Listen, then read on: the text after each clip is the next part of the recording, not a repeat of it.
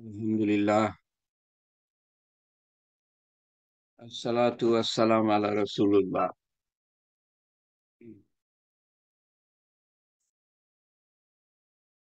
সমস্ত প্রশংসা আল্লাহ তাআলার। আমরা তারই প্রশংসা করি এবং তার কাছেই সাহায্য চাই এবং তার কাছেই ক্ষমা প্রার্থনা করি। আমরা আল্লাহ তাআলার কাছে সাহায্য চাই আমাদের নফসের খারাপির থেকে, শয়তানের ধোঁকা থেকে, মানুষের কুমন্ত্রণা থেকে, দুনিয়ার মারাত্মক আকর্ষণ থেকে। যাকে আল্লাহ তাআলা হেদায়েত করেন তাকে কেউ গোমরাহ করতে পারে না, আর যাকে আল্লাহ তাআলা গোমরাহ করেন তাকে কেউ হেদায়েত করতে পারে না। আমরা সাক্ষ্য দিই আল্লাহ ছাড়া কেউ ইবাদতের যোগ্য না এবং তিনি কোনো তার কোনো শরিক নাই। এবং আমরা সাক্ষ্য দিই রাসূলুল্লাহ সাল্লাল্লাহু আলাইহি সাল্লাম তার প্রেরিত বান্দা এবং নবী।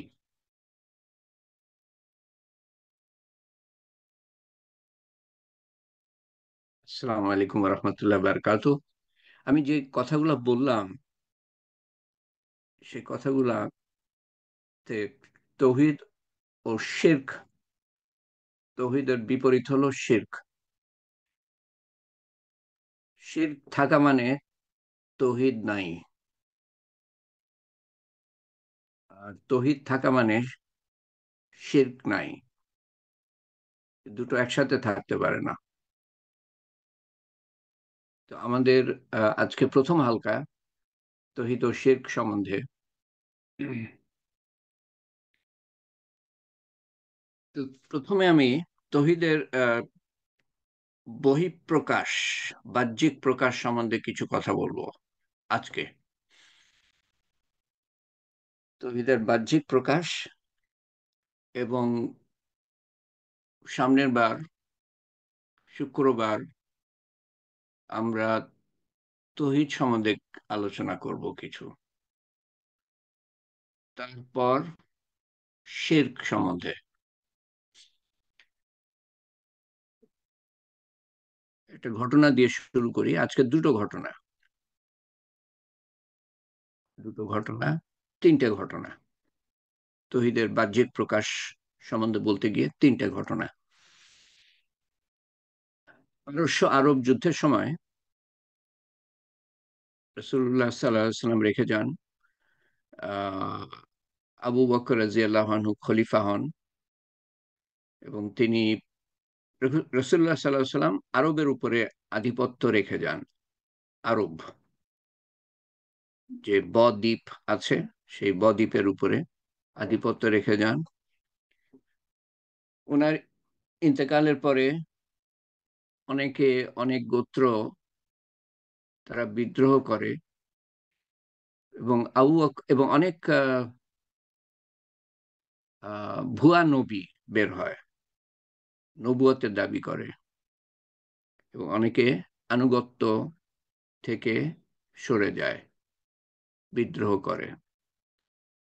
আবু বকর রাদিয়াল্লাহু আনহু সেগুলো দমন করেন একের পর এক এবং ওনার 2 বছর 3 মাসের খেলাফত শেষ হয়ে যায়, উনি দুনিয়া থেকে যান। তারপরে ওমর রাদিয়াল্লাহু আনহু আসেন।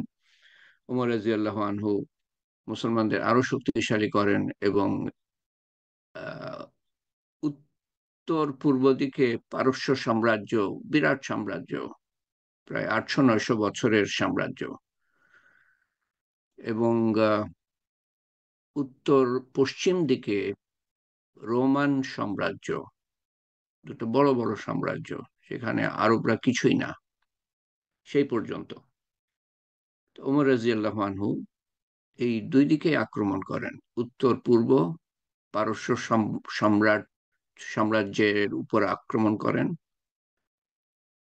এবং উত্তর পশ্চিমে রোমান সাম্রাজ্যের উপর আক্রমণ করেন। আক্রমণের কারণ হলো, আসলে মুসলমান আক্রমণের আক্রমণের খাতিরে আক্রমণ করে না, মুসলমান দ্বীনের খাতিরে করে। যদি আমাদেরকে দ্বীন প্রচার করতে দাও, তোমাদের সাথে কোনো যুদ্ধ নাই। আর যদি দ্বীন প্রচার করতে না দাও আমাদেরকে, তাহলে তোমাদের সাথে যুদ্ধ। তো ওই জায়গায় যদি যেতে না পারে, প্রবেশ করতে না পারে, তো দ্বীন প্রচার করতে পারবে না। এবং বাদশা যদি বাধা দেয়, না তোমরা প্রবেশ করতে পারবে না, তাহলে দ্বীন প্রচার করা যাবে না, তাহলে মানুষরা অন্ধকারে থেকে যাবে, তাহলে মানুষরা দোজখের আগুনে পড়বে, এটার জন্য মুসলমানরা দায়ী থাকবে। তো তখন মুসলমানদেরকে ওই যদি বাদশা আক্রমণ করে, মুসলমানদেরকেও যুদ্ধ করতে হবে। তো এটা হলো মুসলমানের যুদ্ধের রীতি, জায়গা দখল করার জন্য না। বাদশা যদি মেনে নেয়, আচ্ছা ঠিক আছে আমি ইসলাম মেনে নিলাম, তো বাদশাকে বলা হবে তুমি তুমি বাদশাই করো, আর ইসলাম প্রচার করো, আমরাও করব তোমার এখানে, তোমার সাথে ইসলাম প্রচার করব। যদি বাদশা মেনে নেয়, যদি না মানে তখন তার সাথে যুদ্ধ।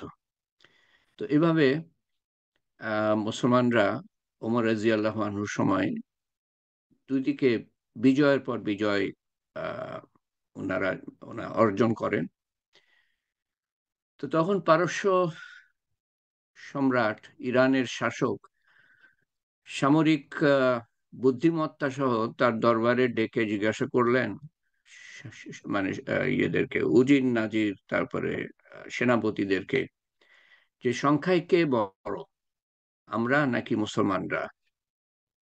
তারা উত্তর দিল, আমাদের সংখ্যা বেশি, আমাদের সংখ্যা বেশি। তারপর বাদশাহ জিজ্ঞেস করলো, দুই দলের মধ্যে কার কাছে শক্তিশালী অস্ত্র আছে, আধুনিক অস্ত্র আছে? তারা উত্তর দিল, আমাদের কাছে আরো শক্তিশালী অস্ত্র আছে। তারপর সে জিজ্ঞেস করলো, আমাদের শক্তি এবং সংখ্যার অধিক হওয়া সত্ত্বেও, বা সংখ্যায় অধিক হওয়া সত্ত্বেও, এই অশিক্ষিত অশিক্ষিত লোকেরা, আরবরা, যারা মদিনা থেকে সমস্ত রাস্তা পাড়ি দিয়ে এসেছে, তারা কিভাবে আমাদের শহরগুলোকে একের পর এক জয় করে নিচ্ছে? আমরা সংখ্যাও বেশি, শক্তিতেও বেশি, অস্ত্রের দিক দিয়েও বেশি, তো তারা কিভাবে জয় করছে? একজন মন্ত্রী বলল, আমরা সবকিছুতে শক্তিশালী হতে পারি, তবে আমরা তাদের মধ্যে আশ্চর্যজনক কিছু লক্ষ্য করেছি। আশ্চর্যজনক কিছু লক্ষ্য করেছি। এবার বোঝেন যে ইসলাম কি। তারা সারা রাত উপাসনায় দাঁড়িয়ে থাকে এবং দিনে যুদ্ধ করে, যখন আমরা দিনে রাত্রে মদ খাই এবং ঘুমাই। তারা সারা রাত ইবাদতে কাটায়, সারাদিন যুদ্ধে কাটায়। সারা রাত আল্লাহ তাআলার সাথে সম্পর্ক, আর সারাদিন মানুষকে আল্লাহর দিকে ডাকা। মানুষকে আল্লাহর দিকে ডাকা, তলোয়ারের মাধ্যমে আল্লাহর দিকে ডাকা, বা দাওয়াতের মাধ্যমে আল্লাহর দিকে ডাকা। যখন দাওয়াত দিতে দিবে না, কথা বলতে দিবে না, প্রচার করতে দিবে না, তখন তারা তলোয়ার নেয়। আরেকটি ঘটনা, এই যে এটা হলো তৌহিদের বহিঃপ্রকাশ। আমি যেটা বলতে চাচ্ছি, এখন যেটা বললাম, এটা হলো তৌহিদের বহিঃপ্রকাশ। তৌহিদ যখন থাকবে অন্তরে, আল্লাহ তাআলার একাত্মবাদ, আল্লাহ ছাড়া আর কোনো উপাস্য নাই, আল্লাহ ছাড়া আর কোনো রব নাই, আল্লাহ ছাড়া আর কেউ খাওয়ানে পড়নেওয়ালা নাই, পড়ানেওয়ালা নাই, কেউ খাওয়ায় না, কেউ পড়ায় না আল্লাহ ছাড়া। আল্লাহ ছাড়া কোনো সৃষ্টিকর্তা নাই, আল্লাহ ছাড়া কোনো রব নাই, প্রতিপালক নাই, আল্লাহর মতো কেউ নাই গুণাবলীর দিক দিয়ে। কেউই নাই আল্লাহ তালার, কেউ আল্লাহর সমকক্ষ নাই। অতএব তিনি একচ্ছত্র এবাদতের যোগ্য, তিনি ছাড়া কেউ এবাদতের যোগ্য না, সমস্ত ক্ষমতা তার। তো এই তৌহিদ যখন অন্তরে থাকবে, তখন দিনের বেলা যখন যুদ্ধ করতে হবে, তখন রাত্রিবেলায় মানুষ আল্লাহর কাছে সাহায্য চাইবে। তার মানে এটা বলা হচ্ছে না কিন্তু এখানে যে সারা রাত জেগে কোনো ঘুম নাই, বিরাম নাই, তারা ইবাদত করছে, সেটা বলা হচ্ছে না। যেখানে কোরআন শরীফের আয়াতে রাসূলুল্লাহ সাল্লাল্লাহু আলাইহি সাল্লামকে আল্লাহ তাআলা বলছেন যে আপনি রাত্রি জেগে ইবাদত করেন, সেখানে আল্লাহ তাআলা উল্লেখ করছেন না যে সারা রাত জেগে ইবাদত করো। আপনি 3 ভাগের 1 ভাগ ইবাদত করেন, অর্ধেক সময় ইবাদত করেন, বা তার থেকে একটু বেশি সময়, তার থেকে একটু কম সময় আপনি ইবাদত করেন, কিন্তু কিন্তু কিছু সময় আল্লাহর ইবাদত করেন। এবং তাহাজ্জুদের নামাজ রাসূলুল্লাহ সাল্লাল্লাহু আলাইহি সাল্লামের জন্য ফরজ ছিল, আমাদের জন্য বড় সুন্নত। এই মুসলমান, সে সেনা দলে থাক আর বাড়িতে থাক, এই রাত জেগে তারা ইবাদত করত কিছু সময় হলেও। তো এটাই হলো তৌহিদের বহিঃপ্রকাশ। অন্তরে যদি তৌহিদ থাকে, একমাত্র আল্লাহ আছেন, একমাত্র ক্ষমতা তিনি, আর কোনো কিছুর কোনো ক্ষমতা নাই আমার উপকার করার বা ক্ষতি করার, আর কারো কোনো ক্ষমতা নেই। তো তখন মানুষ কি করবে সেটারই প্রকাশ এখানে। আমরা বহুত দূরে ইসলাম থেকে।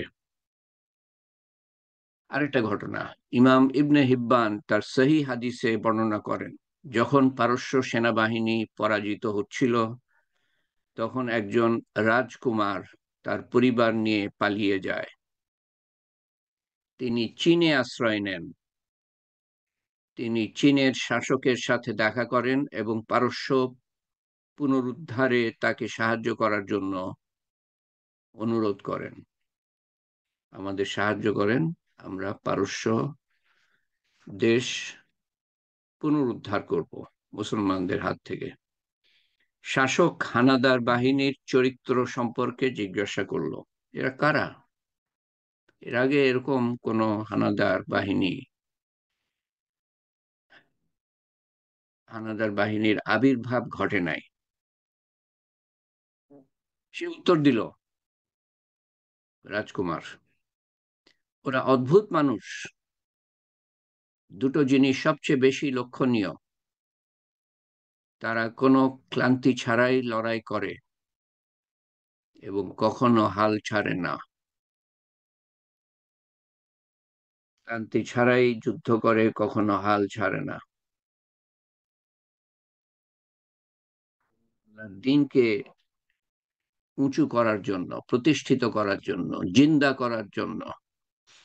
যেখানে মানুষ অন্ধকারের মধ্যে আছে, তারা দোজখের আগুনের দিকে যাচ্ছে, তাদের কাছে কিভাবে দিন পৌঁছে দেয়া যায়। বাদশা তো ছাড়বে না, তো তার মানে বাদশার সাথে যুদ্ধ করতে হবে, আমাদের জান দিতে হবে, যাতে করে অন্যরা এসে এখানে দিন প্রচার করতে পারে। কিছু মানুষ তাদের আহ, জান দিবে, শহীদ হবে, কিন্তু কিন্তু সেই দেশের মানুষরা বেঁচে যাবে।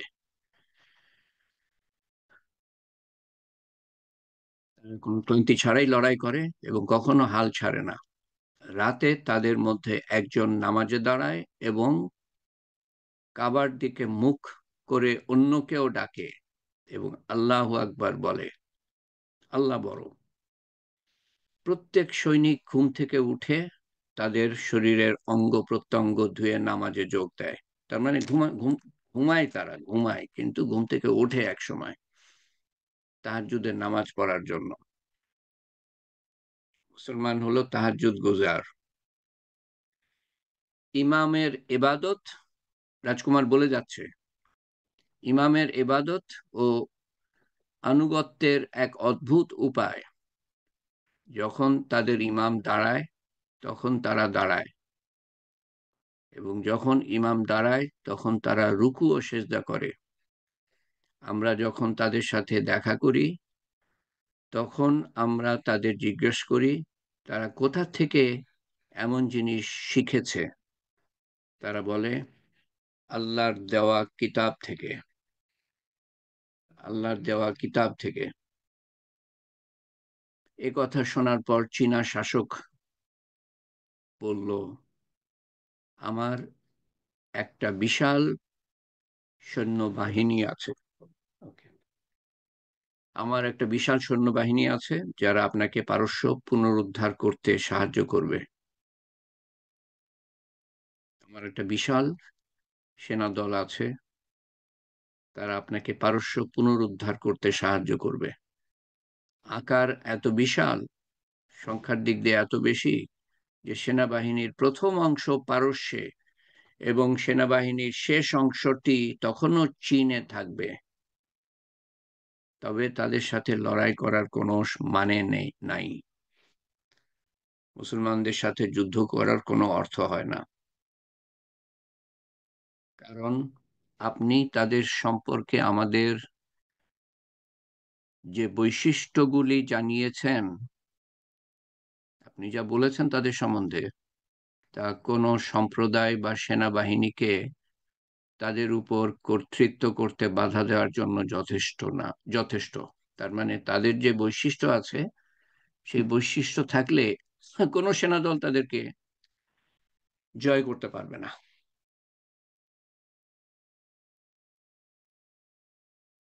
সমস্ত সেনাদল পরাস্ত হবে। তো অতএব তাদের সাথে যুদ্ধ করে লাভ নাই। চীনের সম্রাট এই জিনিসটা বুঝতে পারলো, এবং আমরা বুঝতে পারি না যে আমরা কেন পরাস্ত হচ্ছি।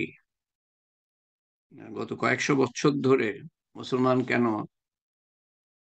অধিষ্ঠিত, পরাভূত, পরাভূত, অধীনস্থ, মুসলমান কেন অধীনস্থ, এটা আমরা বুঝতে পারি না। কারণ আমাদের সেই বৈশিষ্ট্য নাই, যে বৈশিষ্ট্য থাকলে আল্লাহ তাআলার সাহায্য আসবে এবং বড় বড় সেনা দল আসলেও তারা পরাস্ত হবে। একদিকে ডান দিকে, অর্থাৎ পূর্ব দিকে, পূর্ব উত্তর দিকে পারস্য সাম্রাজ্য শেষ, টুকরা টুকরা হয়ে যায়, টুকরা টুকরা হয়ে যায়। এর পিছনে একটা ঘটনাও আছে অবশ্য। এই ঘটনাটা হলো যে যখন মুসলমানরা এভাবে জয় করতে থাকে, তখন পারস্য সম্রাট খসরু, হ্যাঁ, বললাম যে 800 বছর ধরে তারা রাজত্ব করছে, তার বংশ বিরাট শক্তিশালী, বিরাট দেশ। তো সে ইয়াম না, না, তার আগে হলো ঘটনাটা এরকম যে রসুল্লাহ সাল্লাম, এই যে ইয়ের আগে, এগুলা এগুলো শুরু হওয়ার আগে তখন রসুল্লাহ সাল্লাহ সাল্লাম জীবিত। আমি যে ঘটনা বললাম এটা তো ওমর রাদিয়াল্লাহু আনহুর সময়। তার আগে ছিলেন আবু বকর রাদিয়াল্লাহু আনহু। উনি শুরু করে যান এই এই বিজয়গুলা, মানে এই যুদ্ধগুলা। তো তার আগে রসুল্লাহ সাল্লাহ সাল্লাম কিছু বাদশাদের কাছে আহ চিঠি লিখে পাঠান। আহ, ইসলাম কবুল করো, সফল হবা, শান্তি পাবা। সংক্ষেপ চিঠি, ইসলাম কবুল করো, তোমরা সফল হবা। তোমাদের রাজত্ব চাই না আমি, তোমরাই রাজা থাকবা, কিন্তু মানুষ ইসলাম সম্বন্ধে জানতে পারবে তোমাদের মাধ্যমে, এবং আরবের মুসলমানের মাধ্যমে। আরবের মুসলমানরা তোমাদের শিখাবে, তোমরা মানুষকে শিখাবা। ইসলাম কবুল করো, রাজত্ব চাই না আমাদের, মানুষ দোজখের আগুন থেকে বেঁচে যাক, বেহেশতে চলে যাক, এটা হলো আমাদের কাম্য। তো মুসলমান একজন বা দুইজন, আমার মনে পড়ছে না, একজন বা দুইজন বার্তাবাহক, বার্তাবাহক সেই চিঠি নিয়ে যায়, রসুল্লাহ সাল্লাহ আসলামের চিঠি খসরুর কাছে। তো দরবারে গিয়ে যখন পৌঁছায়, তো তখন খসরু জানতে পারে যে অমুক নবী এসছে, সে আমার কাছে চিঠি পাঠিয়েছে, দরবারে আরো সভাসদ আছে। তো খসরু একজনকে বলল যে ওই চিঠিটা নিয়ে আসো। এবং যে আরবি পড়তে পারে, এরা তো পারস্য ভাষা আহ, তারা ব্যবহার করে, আর চিঠি হলো আরবিতে। আরবি যে পড়তে পারে সেরকম একজনকে ডাকা হলো, চিঠিটা নিয়ে আসো। তো যেই সাহাবি চিঠি নিয়ে গিয়েছেন, সেই আহ, সাহাবি চিঠিটা দিলেন না। উনি বললেন যে আমার উপরে নির্দেশ, আমার উপরে নির্দেশ যে চিঠি আমি নিজের হাতে তোমাকে যেন দিই। আমার নবী নির্দেশ দিয়েছেন, আমি এই চিঠি অন্য কাউকে দিতে পারবো না, তার অবমাননা করতে পারবো না। আশা করি খেয়াল করছেন আমি কি বলছি। রাসূলুল্লাহ সাল্লাল্লাহু আলাইহি ওয়াসাল্লাম বলেছেন যে তুমি চিঠি নিজে দিবা, খসরুর হাতে, বাদশার হাতে। নিজে দিবা তো নিজে দিবা, অন্য কারো হাতে না, তো অন্য কারো হাতে দিব না। তো যখন বাদশার একজন সভাসদ এসে চিঠি নিতে গেল, সে দিল না, কারণ আমি নিজে দিব বাদশার কাছে। তো বাদশা বললো ঠিক আছে, ওকে আসতে দাও। এই সাহাবী চিঠি দিলেন, উনি বাদশা চিঠি নিয়ে, যে আরবি পড়তে পারে তার কাছে দিলেন। সে ব্যক্তি পড়লো, ওখানে লেখা আছে মোহাম্মদ আল্লাহ নবীর তরফ থেকে পারস্যের আহ, পারস্যের সম্রাট খসরুর কাছে, তুমি ইসলাম কবুল করো, শান্তি পাবা, এই ধরনের কিছু লেখা ছিল। তো বাকিটা সে আর পড়ে নেই, পড়তে দেয়নি বাকিটা। খালি মোহাম্মদ আল্লাহ নবী সাল্লাল্লাহু আলাইহি সাল্লাম, সাল্লাল্লাহু আলাইহি সাল্লাম, আল্লাহ নবীর থেকে আহ, পারস্যের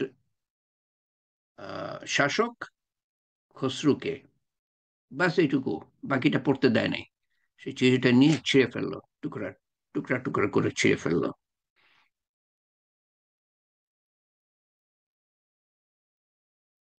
রাসূলুল্লাহ সাল্লাল্লাহু আলাইহি সাল্লামের চিঠি টুকরা টুকরা, বাকি বার্তা সে শোনে নাই। তো এই সাহাবী তো এটা সহ্য করতে পারেন না, উনি চলে গেলেন ওখান থেকে। চলে গেলেন তো চলেই গেলেন। পরে ওই বাচ্চার লোকজন পাঠায় ওকে ডেকে নিয়ে আসো, খুঁজে পায়নি। তো এরপরে আচ্ছা, তারপরে যখন হ্যাঁ, এরপরে সে বাচ্চা, আচ্ছা, আরবের একেবারে দক্ষিণে ইয়েমেন, ইয়েমেনের বাদশাকে হুকুম দিল যে তোমার শক্তিশালী দুজন মানুষকে পাঠিয়ে এই মোহাম্মদ সাল্লাল্লাহু আলাইহি সাল্লামকে আমার দরবারে নিয়ে আসো, দরবারে নিয়ে আসো। তো ইয়েমেনের বাদশা, নামটা ভুলে গেলাম, সে দুজন শক্তিশালী আহ, সেনা সেনাকে পাঠিয়ে আহ, মদিনায় পাঠালো, নিয়ে যে মোহাম্মদ সাল্লাল্লাহু সাল্লামকে ওই খসরুর কাছে নিয়ে যাবে। তো তারা গেল খোঁজ টোজ করে মদিনা শরীফে, এবং খুঁজে পেল রসুল্লাহ সাল্লাহ সাল্লামকে। এবং তারপর বলল যে হে মোহাম্মদ সাল্লাহ সাল্লাম, তোমাকে আমাদের সাথে যেতে হবে ওই খসরুর দরবারে, তোমাকে নিয়ে যেতে বলেছে। তুমি যদি স্বেচ্ছায় যাও তো তুমি বেঁচে যাবা, আর যদি স্বেচ্ছায় না যাও তোমাকে শাস্তি দেওয়া হবে। রসুল্লাহ সাল্লাহ সাল্লামকে বলছে। উনি ইচ্ছা করলেই উনার কিছু সাহাবাকে বললে তাদের আহ, তাদের সাইজ করে দিতে পারতো। তো উনি কিছু বলেন নাই, উনি বললেন যে তোমরা কালকে আসো। তো তারা গেল, গিয়ে পরের দিন আসলো। তো এর মধ্যে রসুল্লাহ সাল্লাহ সাল্লামকে জিব্রাইল আলাহ ইসলাম এসে খবর দিলেন আল্লাহ তাআলার তরফ থেকে যে অমুক দিন অমুক সময় খসরুকে তার সন্তান হত্যা করেছে। তো পরের দিন যখন ওই দুজন ইয়েমেনের মানুষ এসে হাজির হলো রাসূলুল্লাহ সাল্লাল্লাহু আলাইহি ওয়াসাল্লামের কাছে। উনি বললেন তাদেরকে যে তোমাদের বাদশা, ইয়েমেনের বাদশাকে গিয়ে বলো যে খসরু নাই, অমুক দিন অমুক সময় আহ, সে দুনিয়া থেকে বিদায় নিয়েছে, তার সন্তান তাকে হত্যা করেছে। এরা তো হতভম্ব হয়ে গেল। আর আর তারা দেখছে, তারা তো দেখলো রাসূলুল্লাহ সাল্লাল্লাহু আলাইহি ওয়াসাল্লামকে, ওনার দিকে তাকালে কোনো মানুষ ছিল না যার অন্তরে একটা ভয় না জাগতো, সম্ভ্রম না জাগতো, সম্মান না জাগতো। তো এরা ধরে নিয়ে যাবে কি, এরা নিজেরাই পালিয়ে গেল ওখান থেকে এটা শুনে। তারপরে বাদশার সামনে হাজির হলো, বাদশাকে বলল, এবং বাদশা তার কাছাকাছি সময় খবর পেল যে ইরানের সম্রাট নাই। ঠিক যেভাবে রাসূলুল্লাহ সাল্লাল্লাহু আলাইহি ওয়াসাল্লাম বলেছিলেন সেভাবেই তিনি ইন্তেকাল করেন। আচ্ছা, আমি একটা কথা কথা বলতে ভুলে গেলাম, সেটা হলো যে রাসূলুল্লাহ সাল্লাল্লাহু আলাইহি ওয়াসাল্লামকে যখন এসে বলা হলো, যখন বলা হলো যে ওনার চিঠি পড়ে নাই, টুকরা টুকরা করে ছিঁড়ে দিয়েছে, উনি কিন্তু, আমি ওটার জন্যই ওই ঘটনাটা বলছিলাম, চিঠির ঘটনাটা, কিন্তু আমি বলতে ভুলে গেলাম।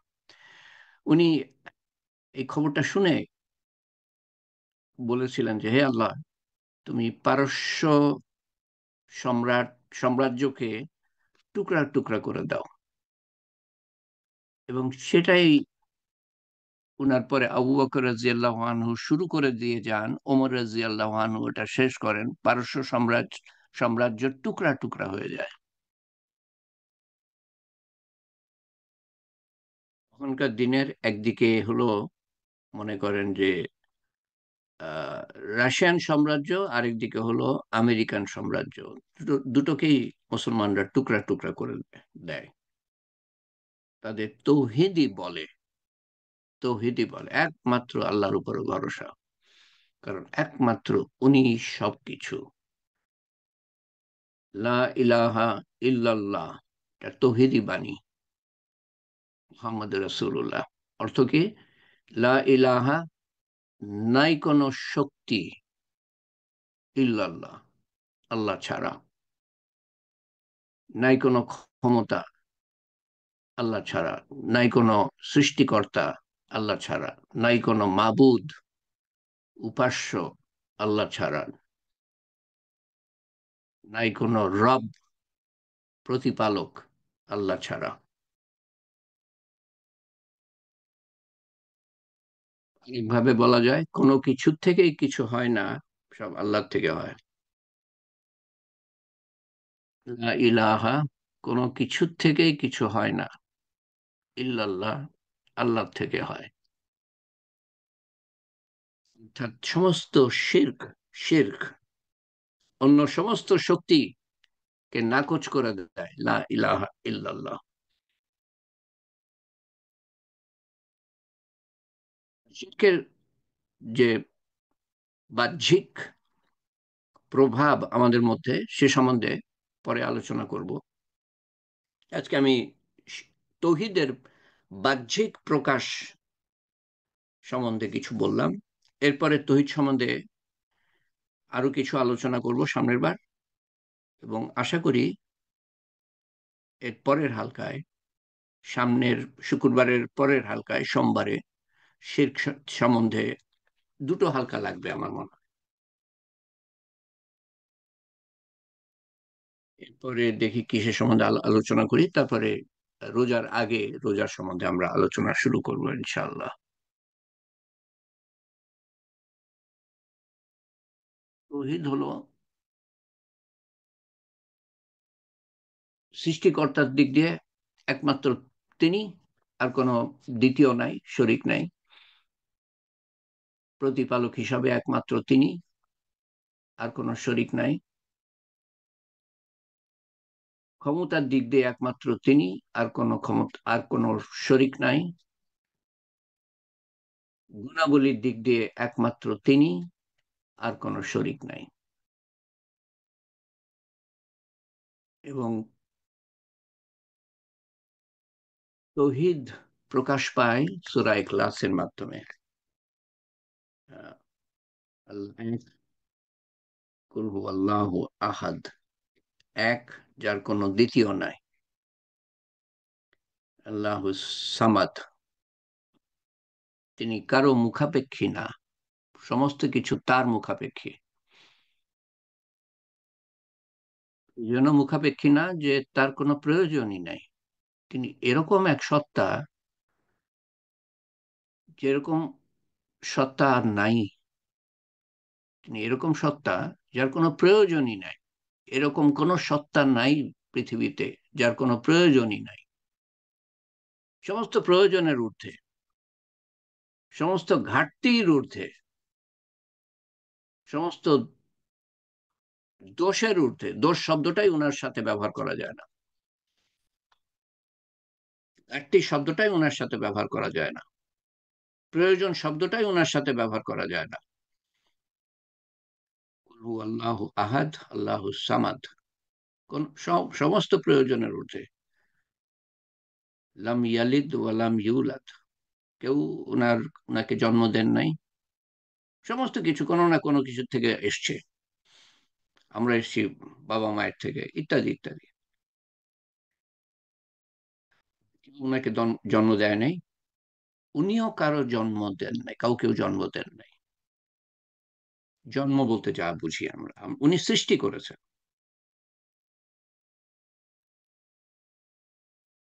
ওনার কোনো সন্তান নাই, ওনার কোনো পিতা নাই, মাতা নাই।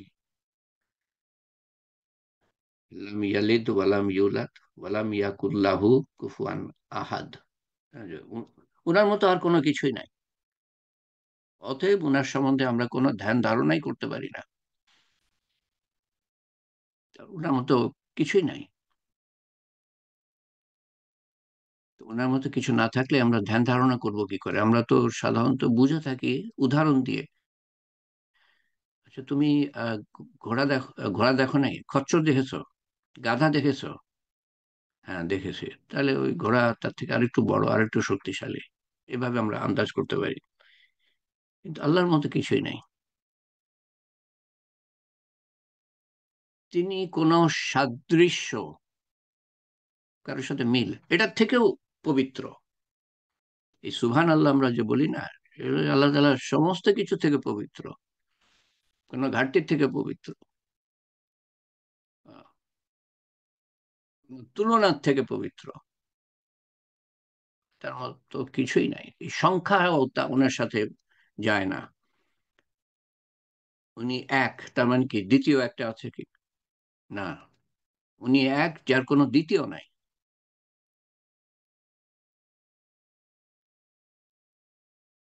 হু আল্লাহু আহাদ, এটার শানে নজরুল আমি বলেছিলাম, এটা সম্বন্ধে আলোচনা করেছি আমরা। 10-11টা সূরা সম্বন্ধে, তার তফসির, অর্থ, তফসির সম্বন্ধে আলোচনা করেছি। বছর 2-3 হয়ে গেল।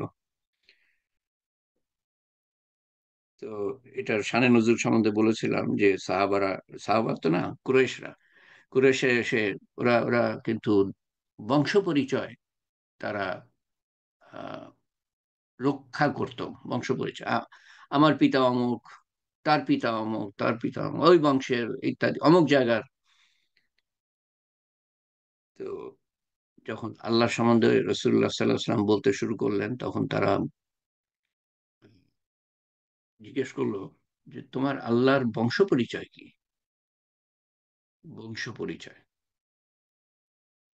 তাহলে এই সূরাটা নাজিল করেন, বলো আল্লাহ এক, অদ্বিতীয়, কোনো কিছুর মুখাপেক্ষী না, কাউকেও জন্ম দেন নাই, কেউ জন্ম দেয় নাই, তিনিও কাউকে জন্ম দেন নাই।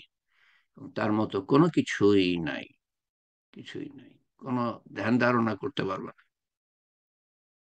এটা হলো এই সূরা ইখলাসের শানে নজুল, কোরআন শরীফের 3 ভাগের 1 ভাগ। রাত্রি যদি পুরা কোরআন শরীফের সওয়াব অর্জন করতে চান, তো সূরা ইখলাস 3 বার পড়বেন। আজকে এইটুকু থাক। আল্লাহ তাআলা আমাদের কবুল করেন। আল্লাহর কবুলিয়ত হলো সমস্ত কিছু। কবুল করলে পরে সমস্ত কিছু সহজ হয়ে যায় আমাদের। আর এটা দয়া করে মনে রাখবেন যে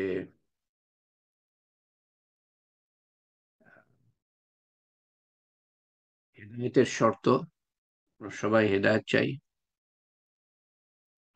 হেদায়েতের শর্ত কি?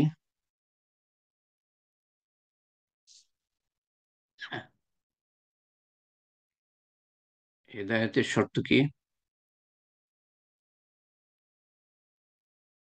মিউট করার অনুমতি দিচ্ছি। হেদায়েতের শর্ত কি?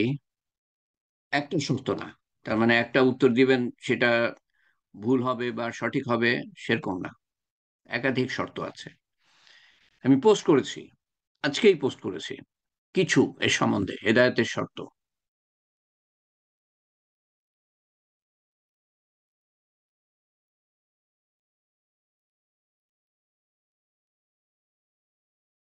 রহমান সাহেবের মাতা বেগম নুরুন নাহার খাতুন অসুস্থ, উনি দোয়া চেয়েছেন মাতার জন্য।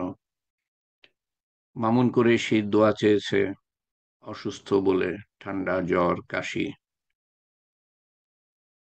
তো আমরা দোয়া করি বেগম নুরুন নাহার খাতুনের জন্য, মামুন কুরেশির জন্য, আল্লাহ তাআলা সুস্থ করে দেন। হেদায়েতের শর্ত কি?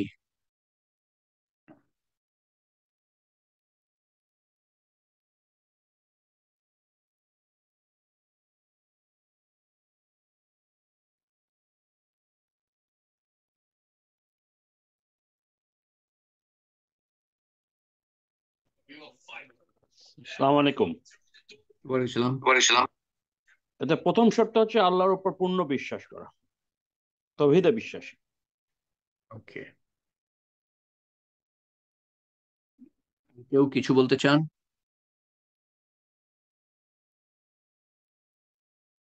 তৌহিদ।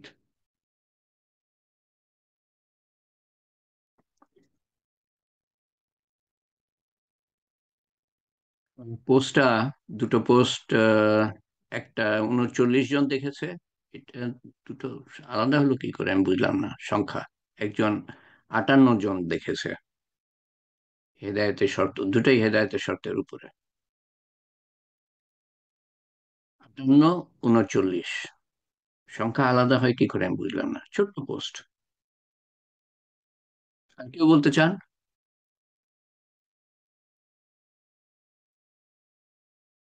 আপনারা ব্যস্ত, দুনিয়ার কাজে ব্যস্ত, বিভিন্ন ঝামেলা আছে, সংসার, তারপরে রুজি রোজগার।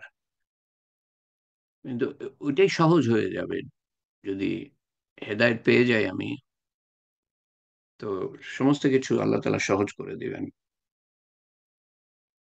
আসসালামু আলাইকুম ভাইয়া। যারা দিন একটু একটু প্রকাশের আমি বলে জন্য শেষ করি। সংগ্রাম করে। আসসালামু আলাইকুম বলার পর একটু সময় দিতে হবে তো, যে আমি ওয়ালাইকুম সালাম বলি তারপরে। হ্যাঁ, কি কি কি বললা? ভাইয়া, যারা দিন প্রকাশের জন্য সংগ্রাম করে তারা হেদায়েতের।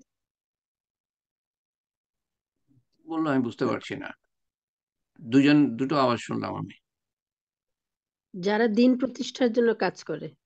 এবার তিনটে আওয়াজ শুনলাম, আমি জানতে চাচ্ছি যে কে বললো একই কথা। কে বললো প্রথমে, কে বললো? সালমা খাতুন সহসা। কিন্তু আসসালামু আলাইকুম তো বললো উম্মে হাবিবা, ও কিছু বলেছিল তখন? কেউ বলতে জি শুরু ভাইয়া। করলে না তাকে, যে বলতে শুরু করে তাকে বলার সুযোগটা দিতে হয় আগে। হ্যাঁ, তো উম্মে হাবিবা কি বলেছিল? যারা দিন প্রতিষ্ঠার জন্য চেষ্টা করে আল্লাহ সুবহানাহু ওয়া তাআলা তাদের দরজাসমূহ খুলে দেন। সালমা রহমান কি বললা? এটাই বলেছি, যারা দিন প্রকাশ ইশরাত জাহান কি সংগ্রাম বললা? করে। ইশরাত যারা জাহান কি দিন বললা? হ্যাঁ, সালমা আর বলার দরকার নেই, আমি বুঝতে পেরেছি। ইশরাত জাহান কি বললা? জি ভাই, আমি আপারটাই রিপিট করলাম, আর আমি বলতে চাচ্ছি যে যারা ভালো কাজ করে তারা হেদায়েত প্রাপ্ত হয়। কাজ করে, যারা ভালো কাজ করে, এই তো। জি। তো মাদার টেরেসা হেদায়েত পায়নি কেন? মাদার টেরেসা তো আমাদের থেকে অনেক ভালো কাজ করেছে। ঈমান আনে নাই সেজন্য।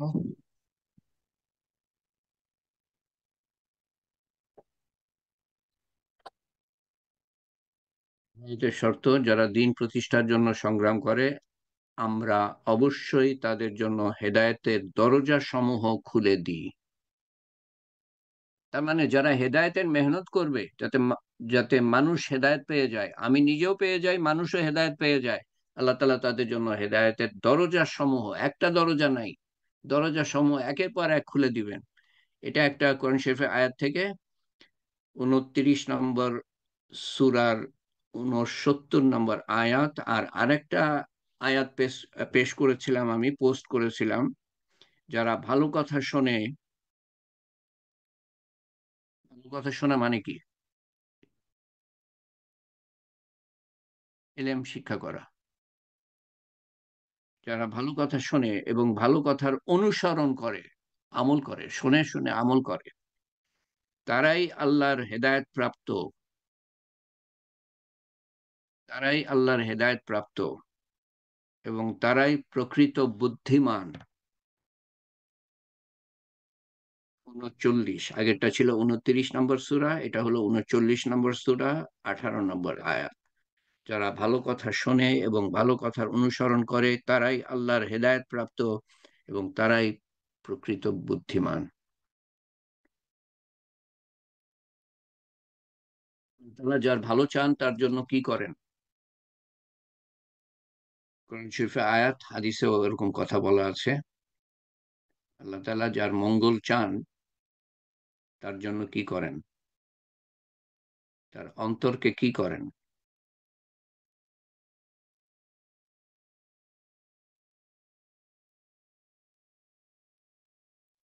আমি অন্তর অন্তরকে পর্যন্ত বলে দিলাম। অন্তরকে প্রসারিত করে দেন। প্রশস্ত করেন প্রশস্ত করেন, প্রসারিত করেন কিসের জন্য? আল্লাহর পথে ফিরে আসার জন্য। দিনের জন্য প্রসারিত। হ্যাঁ, সঠিক শব্দটা হলো দ্বীনের জন্য। তার মানে আল্লাহর দিকে তার অন্তরটা প্রসারিত করে দেন, দ্বীনের জন্য প্রসারিত করে দেন। কোরআন শরীফে আয়াত।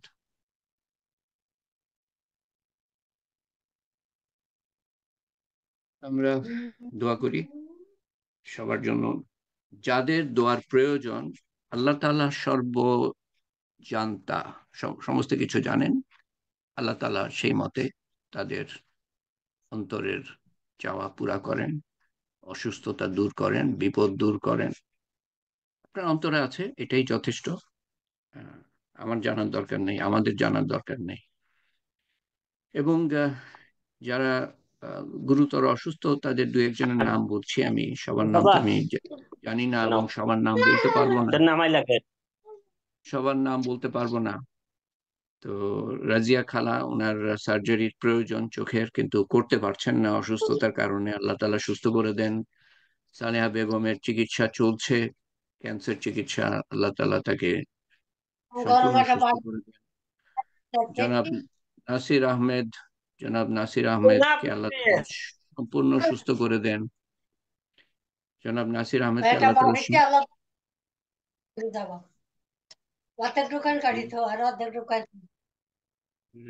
তালিমের হালকা নাকি আমি মধ্যে মধ্যে চিন্তা করি।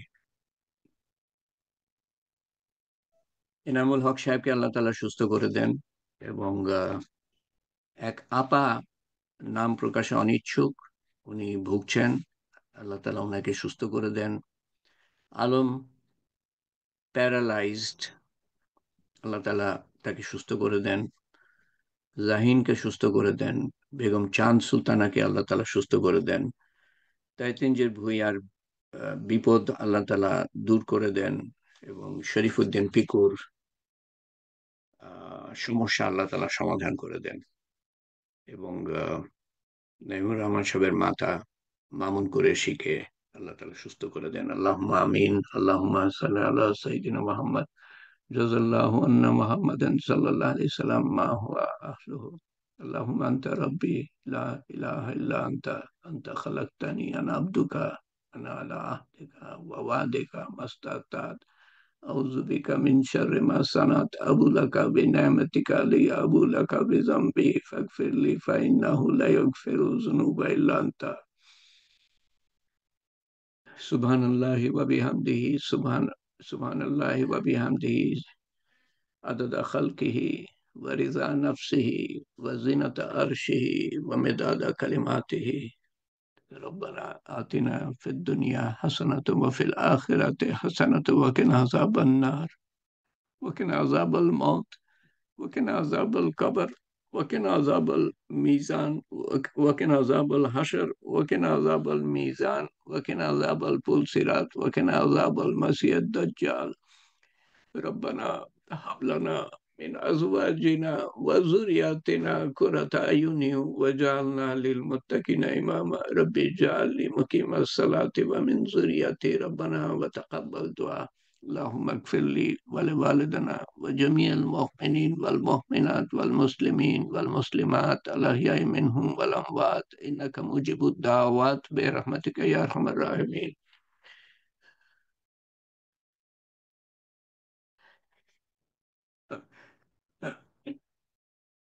ربنا يا فاطر السماوات والأرض أنت ولي في الدنيا والآخرة لا إله إلا أنت سبحانك إن كنا من الظالمين وإلهكم إله واحد لا إله إلا هو الرحمن الرحيم হে পাক পরবর্তীগার হে পাক পরবর্তীগার তুমি আমাদের প্রতি এত মেহেরবানি করেছো তুমি আরেকটু মেহেরবানি করে আমাদের সমস্ত গুনাহ খাতা মাফ করে দিও আল্লাহ এবং আমাদের আমলের ব্যক্তিগত সমষ্টিগত আমলের ঘাটতি পুরা করে তোমার শাহী দরবারে কবুল করে নিও তার সওয়াব রসুল করিম সাল্লাল্লাহু আলাইহি সাল্লামের রূহ মুবারকের কাছে পৌঁছে দিও এবং তার সওয়াব পৌঁছে দিও আমাদের আপনজন প্রিয়জন নিকটজন যারা কবরে শায়িত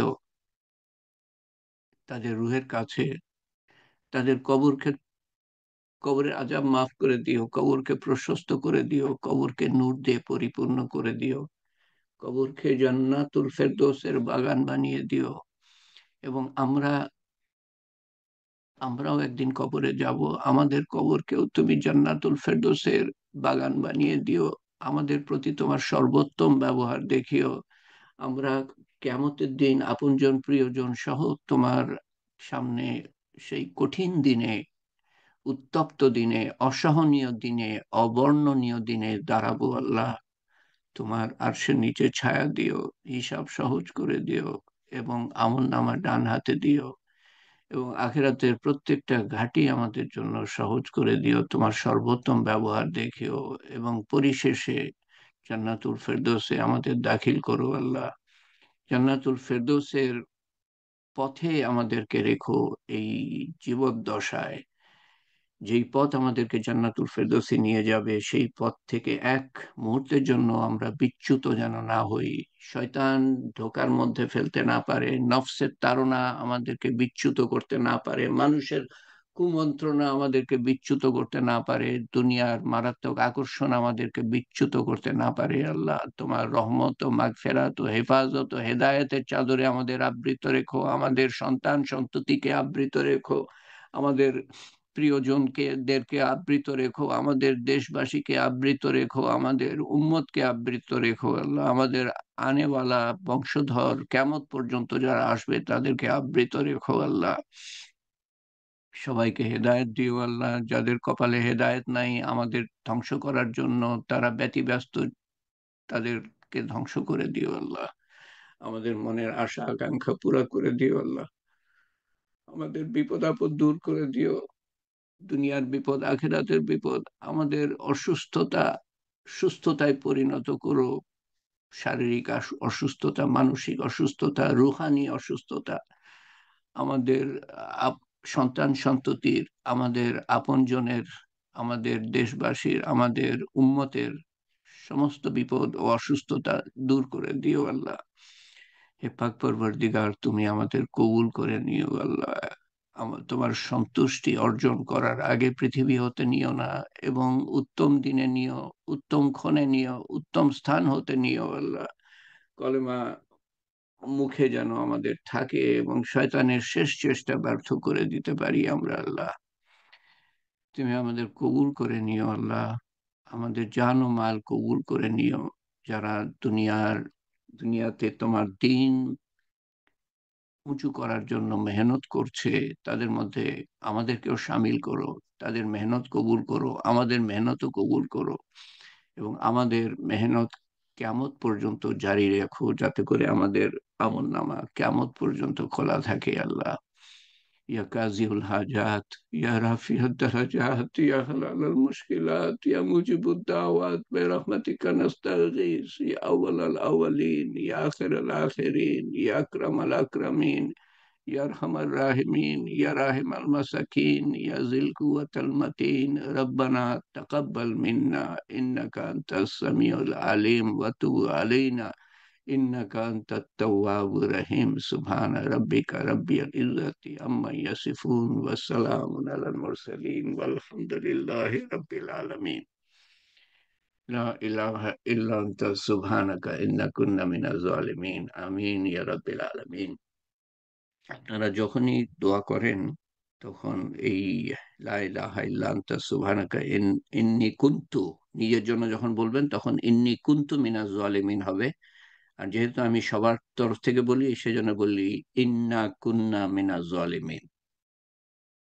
তো এটা পড়লে হাদিসে আছে, এক সহি হাদিসে, যে আল্লাহ তাআলা দোয়া কবুল করবেন। অন্যান্য শর্তও আছে, কিন্তু দোয়া কবুলিয়তের ব্যাপারে আমরা আরেকটু নিশ্চিত হতে পারি। তো ইনশাআল্লাহ আমরা সামনের শুক্রবার মিলিত হব। আল্লাহ তাআলা তৌফিক দেন।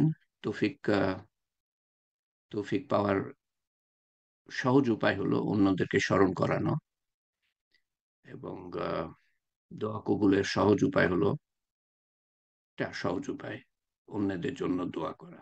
আসসালামু আলাইকুম ওয়া রাহমাতুল্লাহি ওয়া বারাকাতুহু।